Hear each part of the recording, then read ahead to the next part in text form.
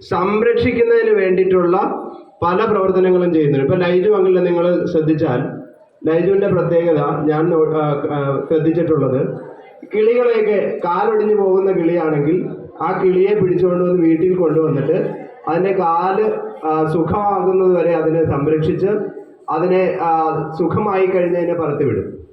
ഇനി ഇവർ രണ്ടുപേരും കൂടിയാണ് ഇത്തരത്തിലുള്ള പല പ്രവർത്തനങ്ങളും ഏറ്റെടുത്തിട്ടുള്ളത്. ഞാൻ ഒരു ദിവസം വളരെ പേടിച്ച് കണ്ടൊരു കാഴ്ചയുണ്ട് ഇവർ ചെയ്ത.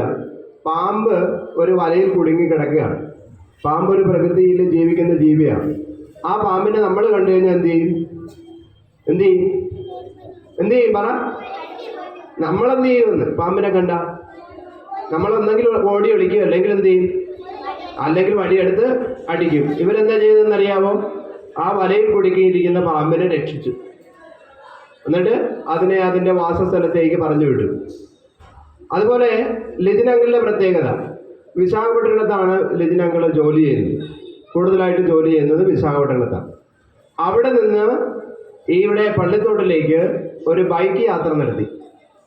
ബൈക്കിൽ അദ്ദേഹം കൊണ്ടുവന്നത് എന്താണെന്നറിയാമോ? ഈ വിശാഖപട്ടണം മുതൽ ഇവിടെയുള്ള അദ്ദേഹം നിൽക്കുന്ന സ്ഥലങ്ങളിലൊക്കെ വിത്തുകൾ വിതരണം ചെയ്യുക. പലതരത്തിലുള്ള സസ്യങ്ങളുടെയും അതുപോലെ തന്നെ മരങ്ങളുടെയും ഒക്കെ വിത്തുകൾ വിതരണം ചെയ്യുക എന്നൊരു പ്രയത്നം ഏറ്റെടുത്തു, പ്രകൃതിയെ സംരക്ഷിക്കുന്നതിന് വേണ്ടി. അപ്പോൾ അത്തരത്തിൽ മാതൃകാപരമായ നിരവധി പ്രവർത്തനങ്ങൾ ഇപ്പോഴും ചെയ്തുകൊണ്ടിരിക്കുന്ന രണ്ട് വ്യക്തിത്വങ്ങളാണ്. നമ്മൾ അറിയപ്പെടാതെ പോകാൻ പാടില്ലാത്ത കുഞ്ഞു മക്കൾ ശ്രദ്ധിച്ചേ, ഇവിടെ ശ്രദ്ധിക്കും. നമ്മൾ ഒരിക്കലും അറിയാതെ പോകാൻ പാടില്ലാത്ത രണ്ട് വ്യക്തിത്വങ്ങളാണ്. അപ്പോൾ ഈ രണ്ട് ചേട്ടന്മാരെയും ഒന്ന് അങ്കിൾമാരെയും നിങ്ങൾ കാണുമ്പോൾ, നിയോഗിൻ്റെ അച്ഛനും ലൈജു അങ്കിളും നമ്മുടെ ഏറ്റവും പ്രിയപ്പെട്ട ആളുകളാണ്. നിങ്ങൾക്ക് ഇവിടെ ജീവിക്കാൻ വേണ്ടി ജീവവായു കിട്ടുന്നതിന് വേണ്ടി മരങ്ങൾ വെച്ച് പിടിപ്പിക്കുകയും അതുപോലുള്ള മാതൃകാപരമായ പ്രവർത്തനങ്ങൾ ചെയ്യുന്ന രണ്ടുപേരാണ്. അപ്പോൾ ഇവരെ രണ്ടുപേരെയും നമ്മളിന്ന് ആദരിക്കുകയും അവരുടെ നേതൃത്വത്തിൽ നമ്മളിന്ന് നമ്മുടെ ഇപ്പോൾ ലിജിൻ അങ്കിളിനെ ഞാൻ വിളിച്ചപ്പോൾ പറഞ്ഞു ഒരു മരം കൊണ്ടുവരണമെന്ന് പറഞ്ഞപ്പോൾ ലിജിൻ അങ്കിൾ പറഞ്ഞത്, നിങ്ങളതവിടെ വെച്ച് സംരക്ഷിക്കാമെന്ന് ഉറപ്പ് തരികയാണെങ്കിൽ മാത്രം ഞാൻ മരവുമായിട്ട് വരാമെന്ന് പറഞ്ഞു. ഞാൻ പറഞ്ഞു ഉറപ്പായിട്ടും ആ മരം നമ്മൾ സംരക്ഷിക്കും. ഒന്ന് അങ്കിളിനോട് പറഞ്ഞേ, ഞങ്ങൾ ആ മരം സംരക്ഷിക്കുമെന്ന് പറഞ്ഞേ.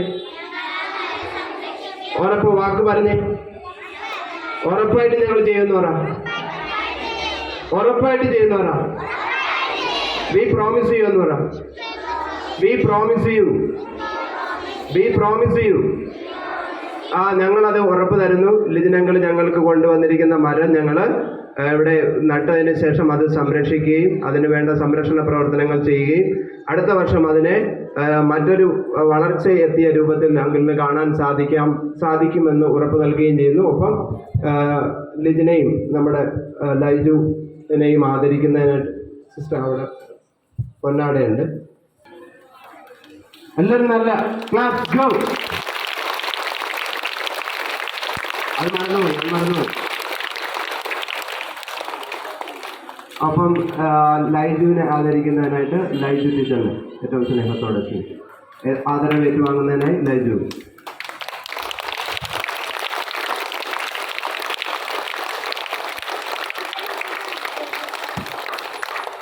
അപ്പോൾ ഇവർ ചെയ്യുന്ന പ്രവർത്തനങ്ങൾക്ക് നമ്മളും പങ്കാളികളാകും.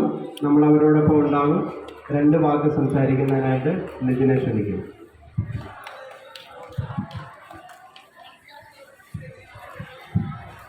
പ്രിയ ബഹുമാനപ്പെട്ട അച്ഛൻ, പ്രിയ ബഹുമാനപ്പെട്ട ടീച്ചേഴ്സ്, പ്രിയപ്പെട്ട എൻ്റെ കുട്ടികളെ, നമുക്കറിയാം അത് നമ്മൾ ലോക പരിസ്ഥിതി ദിനം ആഘോഷിക്കുകയാണ്.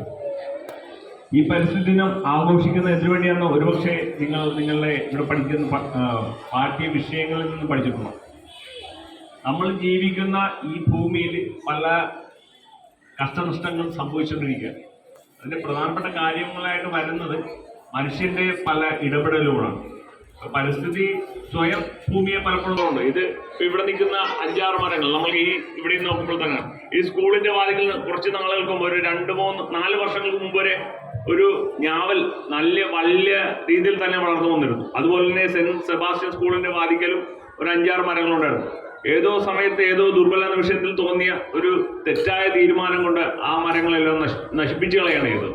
അപ്പോൾ വെക്കുവാനായിട്ട് എളുപ്പമാണ്, നശിപ്പിക്കാനുള്ള എളുപ്പമാണ്. പക്ഷേ സംരക്ഷിക്കുക എന്ന് പറയുന്ന ഒരു തത്വം, ഒരു സംസ്കാരം കൂടി നമ്മൾ കൊണ്ടുവരണം. മൈക്കിലൂടെ പ്രസംഗിക്കുന്ന മാത്രമല്ല നമ്മുടെ ജീവിതത്തിൽ പറയുക മാത്രമല്ല ചെയ്യേണ്ട, അത് നടപ്പാക്കുവാനുള്ള ഒരു മൂല്യബോധം കൂടി നമുക്കുണ്ടാകണം. അപ്പോൾ നമ്മളെല്ലാവരും ചെയ്യേണ്ടത് ഇന്ന് തന്നെ ചെയ്യുന്ന നമ്മളെ കൊണ്ട് പറ്റുന്ന ഒരു വൃക്ഷത്തൈ. ഇപ്പോൾ നമ്മുടെ വീട്ടിൽ നമ്മളെല്ലാവരും വൃക്ഷത്തൈകൾ നടന്നുണ്ട്. ആ വൃക്ഷത്തൈ നട്ടാൽ മാത്രം പോരാ, സംരക്ഷിക്കുവാനുള്ള ഒരു ഉത്തരവാദിത്വം കൂടി ആയിരിക്കണം. അതുപോലെ തന്നെ നമ്മൾ ചുറ്റുവട്ടം നിന്ന് സ്കൂളിൻ്റെ ചുറ്റുവട്ടം പല ചെടികളും മരങ്ങളും നടന്നുണ്ടാവും. അത് സംരക്ഷിക്കുവാൻ നിങ്ങളെല്ലാവരും ബാധ്യസ്ഥരാണ്. അത് ഉത്തരവാദിത്വത്തോടെ ചെയ്യണം, നശിപ്പിക്കരുത്. എല്ലാ ദിവസവും അതിന് വെള്ളമില്ലെങ്കിൽ വെള്ളം ഒഴിച്ചു കൊടുക്കുക. അങ്ങനത്തെ കാര്യങ്ങൾ ഓരോരുത്തരും ഉത്തരവാദിത്വത്തോടെ ചെയ്ത് സംരക്ഷിക്കണമെന്ന് അഭ്യർത്ഥിക്കുന്നു. എല്ലാവർക്കും നന്ദി, നമസ്കാരം. എല്ലാവരും ചെടികളൊക്കെ നട്ടുപിടിപ്പിച്ച് വീടും പരിസരമൊക്കെ സുന്ദരമാകും.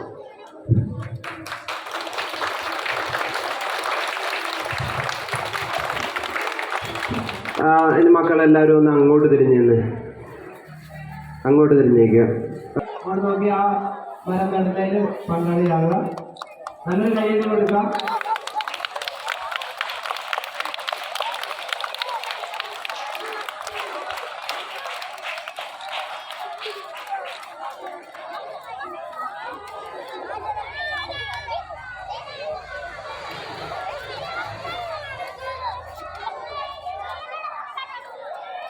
തിരിച്ച് എല്ലാവരും നിങ്ങൾ തിരിച്ചു പോയി